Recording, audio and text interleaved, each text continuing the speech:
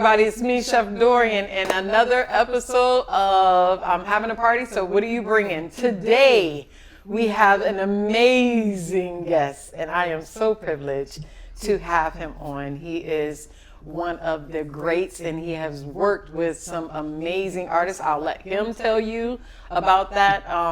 Going in earlier on in the show, I'll let him tell you about that. Today we are going to be making a really quick and easy and I believe viral, the imitation crab meat that people are buying from Costco. I was able to find it at Kroger. So we are going to be making a sauce. Everything for this dish is all about the sauce. Now you're saying, well, how is this a party type of a meal? Well, these are extremely good for appetizers. They're nice as little past hot appetizers. And if you love crab, then you're absolutely going to love this more affordable way of having crab. So before we go any further, let's not forget about our sponsors, Garcia de la Cruz. We will be using the infused chili oil today along with the lemon infused oil. Remember, once the show airs, if you answer the 2 questions at the end, you have a possibility of winning one of the beautiful bottles of Master Miller from Garcia de la Cruz. So without further ado, I will bring on my good friend. I can call him friend now, y'all, because I talked to him for over an hour. Mr. William Wheaton. Come on in. What Hello. What up? How you doing, Chef? I am doing fine. Tell the people who you are and where they can find you on social media. My name is Will Wheaton. I'm a singer-songwriter, and I'm also in real estate, but that's another conversation. You can find me on Instagram at Will_Wheaton_music. Wheaton is spelled Wheaton, and Will has 2 L's. Nice. And best place to find me. Yes, let's jump in because you got so many good deets. Me and you talked for a really long time, and no interview. I love it when I can talk to a person that I'm going to be interviewing on the show, and it's like we've known each other forever. Like it makes it so much easier for me because I'm nervous, and then the person may be nervous about coming on, and it just makes it so easy when the camaraderie is there. We talked a lot about your career as a R&B singer, and one of the things that I told you was, I said, when I try to describe to people that you're coming, who I told you were coming on, I said, I put your music as Luther Vandross's second cousin or first cousin. And to me, that's like an amazing compliment because everybody, like anybody connected to Luther Vandross is like, you gotta be good, right? But then when I told you that, you said, no, that most people connect you with who? Will Downing. Will Downing. And Barry White. Yes. Well, actually, Will Downing, Barry White, Isaac Hayes. Those are the top 3. When you said Will Downing, I was like, ding, ding, ding. Definitely. But you did get the opportunity to work with Luther Vandross. I did. Yes? I did. All right, tell us a little bit about that. Absolutely. I years ago, I was an artist for 143 Records, which was a division of Atlantic, and I was signed to David Foster. David Foster is the guy who produced Whitney Houston, Celine Dion, Toni Braxton, all those good fun folk. We were doing a record, and we were working on a song that actually you've heard. Probably it's a song from the Olympics called "The Power of the Dream." And actually Celine wound up singing it, but the group that I was in was supposed to sing it for the Olympics. And so we're in there working on the song and, building it. And we started doing basically the background stuff. And so when I walked into the studio that day, at the control was Babyface, David Foster, and Richard Marx. And I'm already thinking, okay, this is going to be that day. It's going to be who's who in music, and you better show up and show out. So we're almost started, and David looks at Richard Marx and says, "Where's LV?" And I'm like, who the hell is LV? What are you talking about? Richard says, oh, I'll get him. Richard walks out, walks back in with Luther. And they stand him right next to me. And I'm like, yeah, no. I immediately went to, yeah, no, I'm not singing next to him. No. And he's like, what did I do? I'm like, you're you, dude. You are you. That's what you did. I can't sing next to you. The coolest thing about that day was, at the end of the day, we were just all singers in a room doing what we do. And that day gave me so much confidence in my ability and in my artistry. It was crazy because I'm singing with the singer of all singers as far as I'm concerned. So great dude. Yeah, like I think I would have just been like, you know what? Yup. Like put up the one finger. Like I need a minute to like get. First of all, you said baby face, and come on, like babyface, David Foster, Richard Marx. Richard goes out, gets Luther, comes back. It was nuts. It was like nuts. It was like okay. That is absolutely crazy. But what a story to be able to tell that you got to like stand on the stage with Luther Vandross. Like, come on, like forever embedded in our culture, forever. And the thing about him is, what every singer knows about him is he is very particular about voices. So to have to stand next to him and sing was already an issue, and then knowing who he was vocally. Right. Yeah.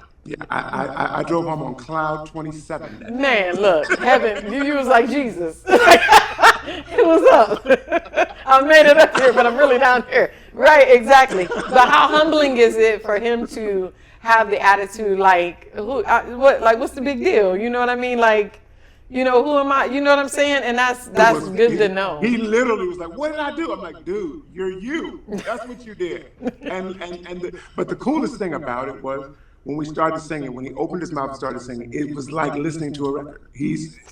What people tell you is the truth. He sounded just like he sounded on record every time he sang. Amazing. Wow.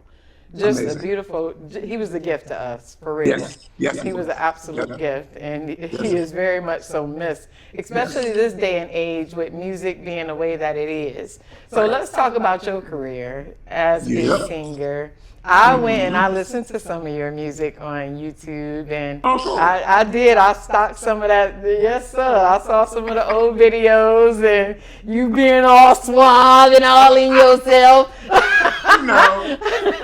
I did, and I truly, I think that sound, that era, that aura that people in that time gave, like the Luthers and the Will Downies, that is something that is greatly missed. That's greatly missed. How do you feel about what you do and the music in comparison to what it is now?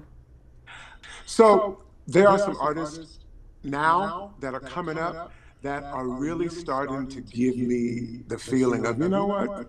We might have just made a difference and made an impression. One artist in particular is a dude named Kenyon Dixon. Kenyon is nominated for a Grammy this year. And he's totally independent, been doing his thing completely on his own, and he is absolutely killing the game. And he's got a couple songs on the new Justin Timberlake record. Good guy to watch. He's got that old school soul. Kind of fun. But yeah, back in the day, we had to do it for real. We had to, really be able to get up and sing. And I think I told you, my cousin is Jean Carn, and working with her, I learned how to, work an audience, how to do what needed to be done so that an audience felt entertained when it was over. And that was important to the process. You know what I mean? You don't just get up and sing. You have to entertain. You have to make people feel what you're singing, and make it relatable to their lives, so that they leave with something. And that was the one thing that Jean was a master at. She could make when those people left that audience, they felt like she was singing just to them. Right. Great. Right. Greatness. That's what I think misses, where we miss it today. Most of today's singers don't have that commitment to their craft. Right. And I think that a lot of the singing today, like you said, it's not about pushing a button and making you sound good. Like you were saying, Luther Vandross sounded good he sounded like he was on a record when you heard him in person. So if I buy your music and you sound one way, but then I go to your concert and I feel like I've been catfished. Houston, we got a problem. Listen. Now, any singer can have a bad night, so let's not confuse that. But if you sound completely different than the person that I have on this here MP3 player, we got a problem. Right, we have a problem. So, what is it about what got you into the industry, and where did you find your voice? Interesting question. My mom, she was the one who discovered I could sing. She would just sing stuff to me and make me sing it back. And, I was just doing what she told me to do. So one day she goes, you know what? I think we're going to go to church. And I'm going to get you in the choir. And I'm like, but I don't want to be in the choir. I don't have to. Can we just go to church and come home? Right. I don't want to sing for the Lord. So she said, I actually, you know what? I won't sing for nobody. I just go wherever and come home. And so she said, I tell you what, if you will join the choir, I will let you drive the car after church. After choir rehearsal.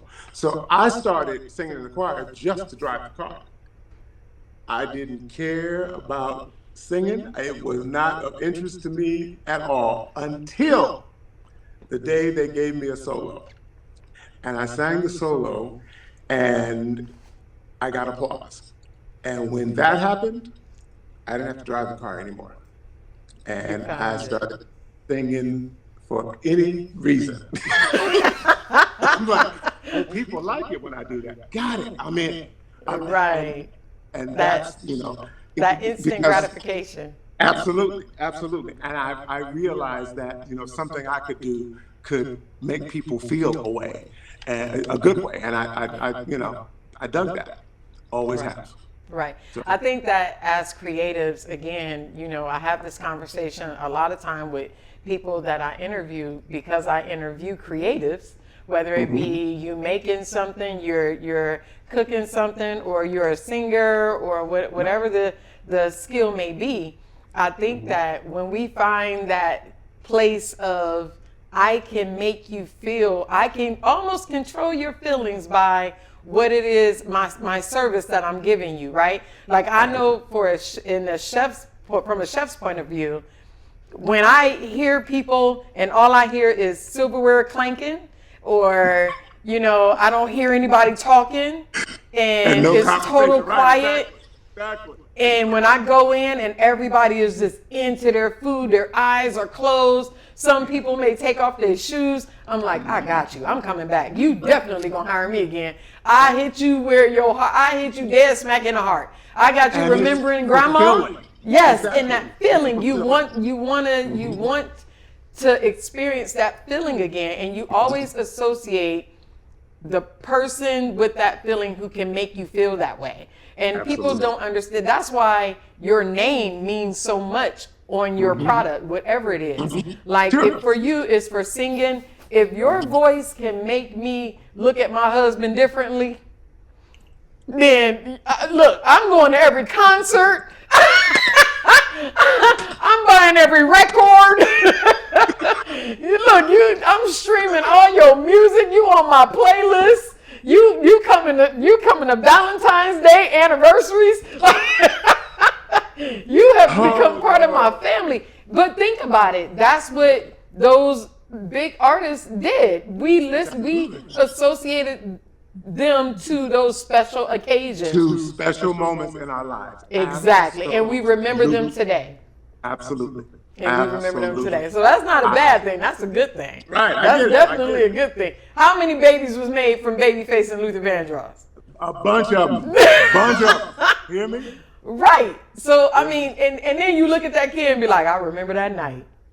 He was playing Babyface. You know what I'm saying? So that is what we are, that instant gratification, that noticeable tug at people's emotions should be what we are striving for in a positive way, right? In a positive way. So where do you, we talked a little bit about this, and I played it off because I didn't want to be like, oh my God, but I played it off a little bit, but where do you think in the next couple of years we will be able to find you? Like, what are your plans for you in regards to maybe going back on the road? And Short answer, I'm working on figuring out how to merge both my worlds together. As I said to you, I mentioned earlier, I'm a real estate broker and I own a mortgage company. So I'm working to put those two things together. Figure out how that turns into Will the singing realtor and something. But no, I'm very seriously trying to figure out what I want to record next. And once I get that figured out, then the current landscape kind of requires you to tour. You don't really get the option of not touring anymore, because making money from a record is just about impossible these days. So it's unless you're out touring so that you can sell it and do all of those things. So the important thing for the foreseeable future is the ability to get out there with the music and perform it. And honestly, I love performing and I've missed it. So right. we coming with something, and it might be soul music and soul food. I don't know. I'm just saying. Look, like I told you, I know you need somebody to cook for you on the road. Just saying. Look, I got you. And look, I got I can do any kind of food. Like, it ain't even set the soul food. I'm good on anything. So what do you think that social media has done, good and bad, with the music industry in finding new artists? Do you think that it's a fair playing field, or do you think that they're doing a disservice to the industry in a way that social media is navigating? That's a really good question, and it's layered. So I'm going to start here. I think social media is great for anybody now, because it's the way that you can get directly to the people without a go-between. And the more that you can do that, and the more that you can own what you create, the more leverage you have when it's time to sit at the table. Does that make sense? I think that's hugely important. So I'm seeing, and the singer that I just mentioned, Kenyon Dixon, Kenyon started his whole situation on social media, and as a result, he's doing tours in Europe. He's doing everything he's doing on his own because of social media. I'm pretty sure in a minute they'll be knocking, talking, hey, you want to talk about some deals, all that, and that's good, because at that point you can make a deal that actually feels good for you. But I think whatever you're doing as a creative, first things first, own what you create. That's what I always say, and I always tell people, if you don't own you, you're in trouble. Yeah. Once you get that settled, then and you own you, and you got it locked up, then exploit it as much as you can, to as many people as you can, as ethically as you can, until you get the kind of recognition that takes you to the next level, whatever that looks like. But the beauty of social media. So the interesting thing is, back in the day when Apple first introduced the 99-cent download, that was a great idea, because the artist got 70% of the download, They kept 30%. You could go sell 10,000, 100,000 downloads and make decent money. Streaming has turned this thing into a completely different game on the music side. So you have to have a fan base that is riding with you so that you can saturate them with other stuff like product, t-shirts, things that people will buy, because music is something that now you have to give away to get a fan base. So all that said, social media is a great thing. Just make sure that you own you and own what you create. Exactly. That's really good advice. So let me ask you this question. Do you think that artists in your genre do better in the US than in Europe, or is it vice versa? Boy, that's a good question. The answer, even still these days, is they do much better in Europe, overseas. When Will Downing first hit the scene, they broke him in Europe because they couldn't get enough traction for him over here. Same thing with most singers. They will, especially Clive Davis. Clive Davis breaks most of his singers overseas because the market is just much more accepting of real talent over there. I wrote a song for a girl, and her name is Anastasia. Anastasia over here in the States was basically doing weddings, doing Chaka Khan covers. And they released the song over in Europe, and she is playing Wembley Arena, which is a 70,000 seat arena. Wow. And basically her entire fan base is over there. She can come here and walk the streets and be fine. She can't move across the water because she's a huge star. So wow. Overseas. That's interesting. That's very interesting. Yep. As a matter of fact, the song I wrote for her is entitled "Not That Kind," and we wrote it several years ago. But this year marks the 25th year of the release of it, and she's doing a complete tour of the across the water, and the tour is entitled "Not That Kind 2025." Nice. So songwriter, vocal arranger, and also a singer. You carry a lot of hats. Which one do you love the most? Which one do you love the most? You know what's interesting? My mom kind of always forced me to do more than one thing. Even when I was a kid, I had a lawn cutting business, and I would cut the neighbors' lawns. And she, her whole thing was, you can have anything you want as long as you understand you have to work for it. And so if I wanted something, she'd go, okay, how many lawns do you have to cut to get that? Or how many weddings do you have to sing? Or how many? So I've always been conditioned to do more than one thing. Mm-hmm. And in this business, especially when you're in a gig industry, anything you can find to do that gives you the freedom to go pursue the creative, do it. Because reality is, the bills don't care where the money comes from. That part. The bills are like, okay, you didn't sing, that's great, I'm due. Part. So right. Where's the check? So, as creatives, that's the biggest thing. And I find a lot of people have an issue. I'm sorry, I'm going to fix my light. A lot of people have an issue where they think, well, if I'm not doing my gift, then I'm not really following my calling. That's not true. That's not true. You do what you got to do till you can do what you want to do. That is it. That is my saying, without a doubt.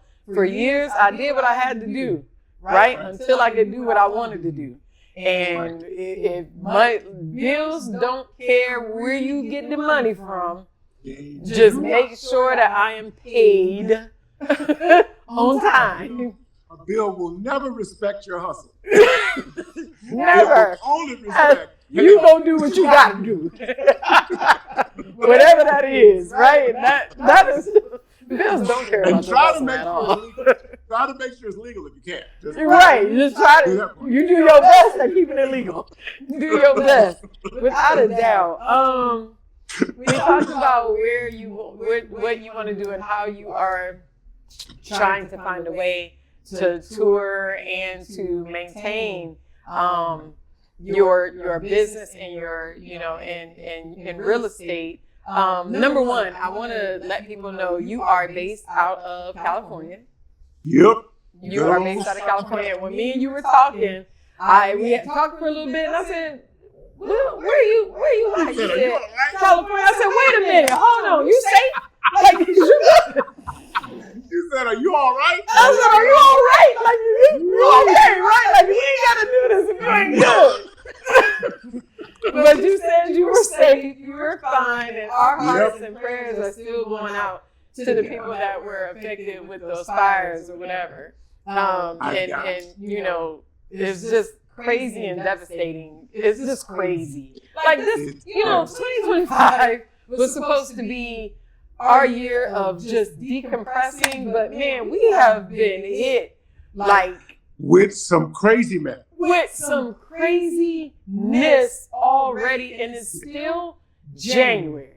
Like, it's still January, and we have not been able to get a reprieve for nothing at all. So you coming on being an amazing breath of fresh air is definitely something that people are going to enjoy. Now, I want to get into, before I let you go, we talked about, let me tell y'all something. I always ask my guests, what are you bringing to my party? And 9 times out of 10, if they tell me something crazy, I'll be like, look, can you bring something else? Because I don't like that. But Will, he told me, he said, well, I really don't cook much. I know how to make spaghetti and German chocolate cake. I said, you know what? Those are, and the crazy thing about that is German chocolate cake is not easy. It's not easy to make. It's very technical. You can mess that cake up real easy. So I salute you for that. I make it from scratch. Right. So it is not easy. Will was telling me how he was a little stressed about what he was bringing. And he told me he went out and bought a toaster and he was going to make peanut butter and honey. Now, I would have told well, his was regular clover leaf honey. I said hot honey. I would have told him, now, look, this is going to have to be a banging sandwich for you to bring peanut butter and honey. So we're going to put the peanut butter and honey on the side. I'm going to try it because it sounds really good. And I would use, of course, y'all know I love spicy. I would do hot honey. So I'm going to try it and see what that tastes like. But tell me what you think. I am his saving grace, and we are going to try these viral surimi crab legs. Now, you may have seen it on TikTok. You may have seen it on Instagram. Everybody is making them. Mine is going to be a little different than what you normally see. And I like them just with cocktail sauce. They were absolutely amazing. I tried them ahead of time just to see if they were that good, and they are really good. When you think of surimi, you normally think of the packaged, vacuum packed crab legs, but they've managed to get that crab meat texture. Like it ain't no telling what we're eating right now, but it's good. It's good. Surimi is usually white meat dyed in egg white, but I don't know how they made the strings so like crab meat. They do taste like crab meat. So let's get it started. We're going to try it out and see if we like it or not. I'm going to do mine a little bit differently than what I've seen on social media. So the first thing we're going to do is we're going to add some Garcia de la Cruz lemon-infused olive oil. Will, I love this olive oil. I absolutely love it. And if you give me your address, I'll have them send you some so you can try it. Now, I'm going to be making no sandwiches with it or nothing like that. But I'm also going to use a little bit of the chili oil. A little bit of the chili oil into this. Once our oil comes up to heat, which should not take any time at all, I'm going to add a couple of pats of butter because I still want that fat, that rich flavor. And the oils are going to prevent my butter from burning. Anytime you add olive oil to butter, it will kind of slow down that burn. Now, of course, if you leave anything on the heat long enough, it's going to burn. So it definitely slows it down. Now to this, I'm going to add some shallots. And I used about a little less than half of a shallot and a ton of garlic. The more garlic, the better. And this is just minced garlic. You want to saute this until it's aromatic. And that's just until you start to smell it. It don't take long, just a couple of seconds. Then I'm going to add some fresh thyme. And this is about 2 to 3 sprigs. They were really thick sprigs of thyme. And we want all of this to infuse together. Now I'm going to add a little bit of lemon juice. And these were from some freshly picked lemons here in Arizona. You cannot have seafood, whether it's fake or real, without Old Bay. You cannot. We're going to add some Old Bay seasoning, about 1/4 of a teaspoon of Old Bay. And then you can do it if you want to, but you probably draw back enough of some Slap Your Mama seasoning. Well, you can try it if you want to. That if you want to. Right, you can try it if you want to. Then I'm going to add a little bit of fresh chopped parsley. Okay. Now, what I am also going to add, and I didn't have it out, is a little sprig of smoked paprika. Come on now. And this is going to add that beautiful red color that we always associate crab with. I don't really feel like paprika gives me too much flavor, but some people say it do, some people say it don't. We're going to add our crab in here, and all you want to do is warm this through. If you need more oil, now you can also add a little bit of chicken stock to this, but I don't want to add too much that's going to take away from the taste of the crab legs. You want to warm the crab legs all the way through. Mine were at room temperature. It shouldn't take that long. And if you're anything like me and my husband, we eat crab. Like, you ever have a whole bunch of like king crab, and like you start off with it real hot, and then by the time you get to the last one, it's kind of cold. I could care less. I'm still eating it. Like, we licking our fingers. It don't need to be like piping hot for me all the time. No. I've never been to a crab boil where the crab is like forever hot. So nice lukewarm. And if you are serving this to guests or whatever, then know that, it really shouldn't be too hot. Now you can add some chili flakes to this if you want to add some spice. I want my husband to taste this. He ain't about the hot stuff, or, he's not about that. He ain't about that like Will. He don't like it too much. Yeah. So now what we're going to do is we're going to go ahead and just take these out.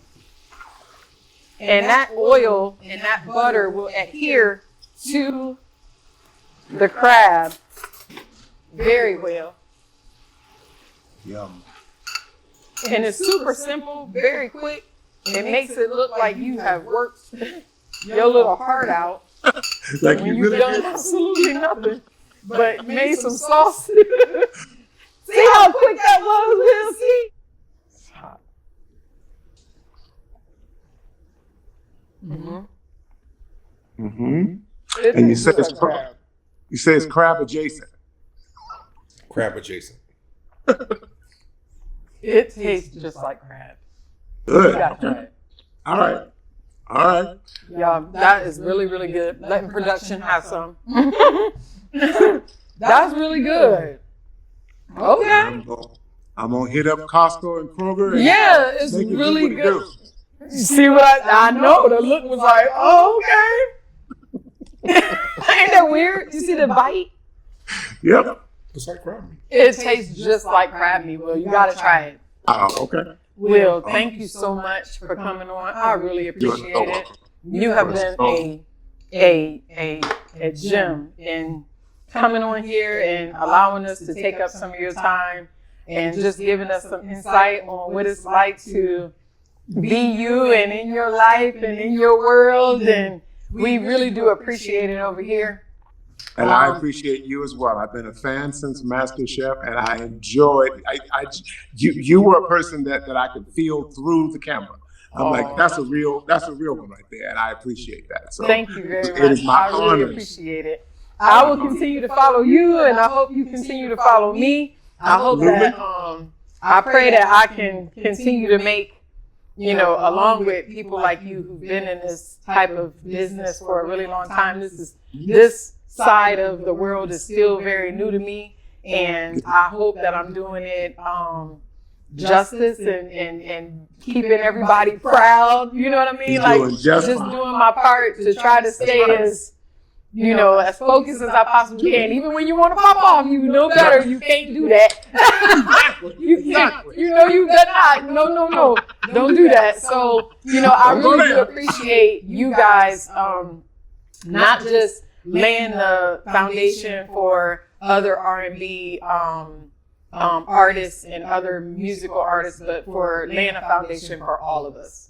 Not only are we being seen, but we're also being heard. So thank you for your contribution in doing that and being such an amazing person. Y'all go to YouTube and look up Will Wheaton and listen to some of his music. It is absolutely amazing. It is absolutely amazing. And go ahead and reach out to him on social media. Keep your eyes out. We're gonna see if he can get it together so we can see him on stage, on tour. We want to see him. Make it do what it do. Right, exactly. Will, if you ever need anything from us over here, please don't hesitate to reach out. And you know we got you. And I mean that. I'm not just saying it. I mean it from the bottom of my heart. Y'all, absolutely. Thank you to I appreciate Mr. y'all. for coming on.